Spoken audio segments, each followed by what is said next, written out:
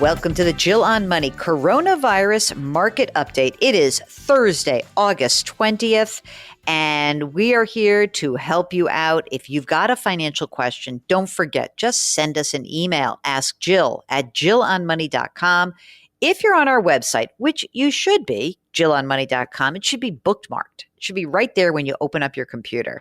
You can read columns, you can listen to past shows, you can watch television appearances, you can check out our resource section. You can always sign up for our free weekly newsletter. It comes out on Fridays, and Mark does an amazing job of aggregating content that we create and others have created as well. So let's get to your questions. Stephanie writes, subject, where should I keep my house down payment? I'm going to tell you right now, you should keep it in something safe. So let's find out about Stephanie.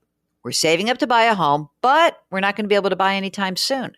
The earliest we would even think about is 5 years from now, when my husband's student loans are forgiven.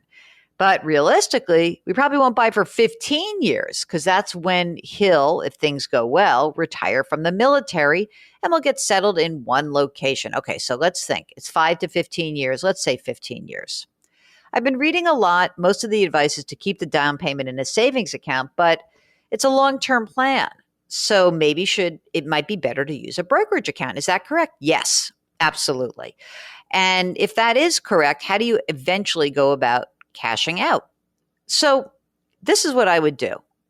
I wouldn't worry about this, okay? I would invest in a brokerage account. They currently have one joint account at Betterment. Husband has an account at Edward Jones. Should we combine everything into the joint account? Yes. You should combine the Edward Jones account, move it to Betterment. Whatever taxes due from your Edward Jones account, you'll have to pay, okay? So you'll have to cash out of Edward Jones and move it into your Betterment account. Pay the tax that's due and move on.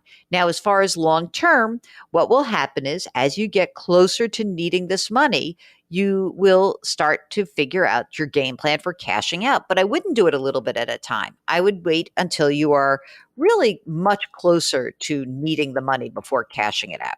All right. So I think that is the game plan for now. Good for you. I love that it is sort of in your brain of like, oh my God. Okay, I got to tell you, this is one of my favorite emails. I know it's August, but this is from April. And Mary writes, is it ridiculous and irrational to invest now at this critical time of the pandemic? And here's what I'm going to tell everybody. I'm bringing this question back because I don't know where markets are going. Neither do you. I don't know where the pandemic is going, and neither do you. What we do know is that if you are a long-term investor, if you stick to your game plan, it's pretty good. That game plan should help you move your financial life in the right direction. Okay? So let's not do that market timing thing. You know how much I hate that. Hi, Jill and Mark. I'm happy you both are well and appreciate the reality check your advice and podcast provide. Mark, I don't even know if you're really well. I know you're healthy. Are you feeling better with knowing that you have a good stash of alcohol? Is that making you feel better? Mark says it's definitely helping. I sent him 6 bottles of booze a couple of weeks ago just to make sure he could get through the summer. Thought that would be good for him. Okay. Lisa says, I talked to you on the air almost 2 years ago. I was Lisa from the Twin Cities who felt like our family was treading water while putting twins through college. I'm happy to report the last tuition payment for my daughter will take place on Monday, and my son has just one more semester. Woohoo! When we talked, you suggested we go from 70-30 to 60-40 for our retirement funds, which we did. Can I tell you how happy I am now to have gotten your advice and followed through with it? Oh, thanks so much, Lisa.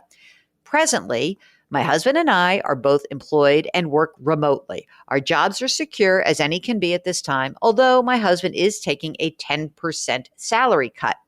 My current question revolves around building up the emergency fund versus paying down debt. I hope to wipe out all of our credit card debt over the next year, paying $400 per month on a credit card that requires a $120 minimum payment. While we have about 4 months of living expenses in the bank, I know you recommend 6. We also have an equivalent amount available through a HELOC and also have the same amount available through whole life insurance policies. the question, should I do the minimum on the credit card debt to get to the 6-month mark faster or stay the course we're on at present? I think you should pay down the credit card debt because you'll get that done, crank it out. And then I think that knowing that you have access to the life insurance policy, if you needed it, that's great. So let's pay down that credit card debt.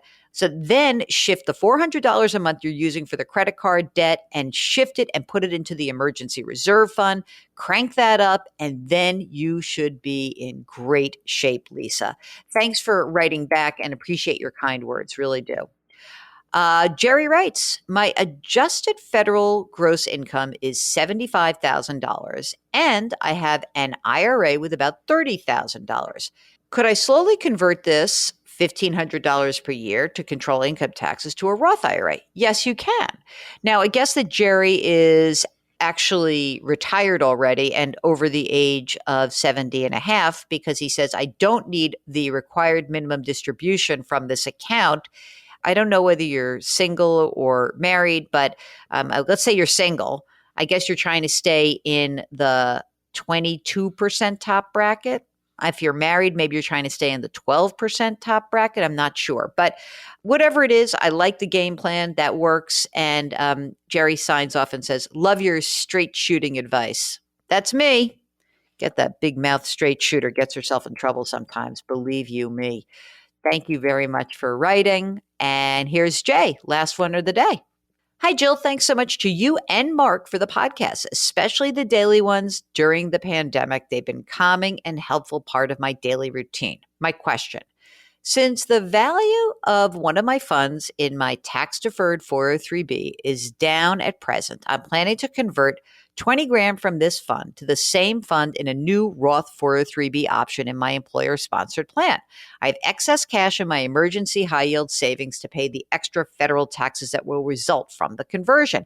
However, I cannot find clear guidance on how and when to pay the extra $4,400 in taxes. I don't want to increase my payroll tax withholding at work. That would disrupt my income cash flow.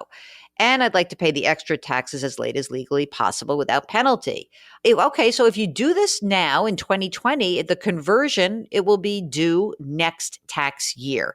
And I would just double check with your employer, Jay, because this is going to have to be well documented that these two funds are distinct and separate, but you don't have to pay the tax that's due until next tax filing year. So that you would be filing for 2020 in April of 2021. All right. Thanks for writing. That's it. That's one more day in the can. God, I love it. If you have a financial question, please send us an email. Our email address is askjill@jillonmoney.com. And of course, if you have time, we really would love it if you could leave us a rating or a review.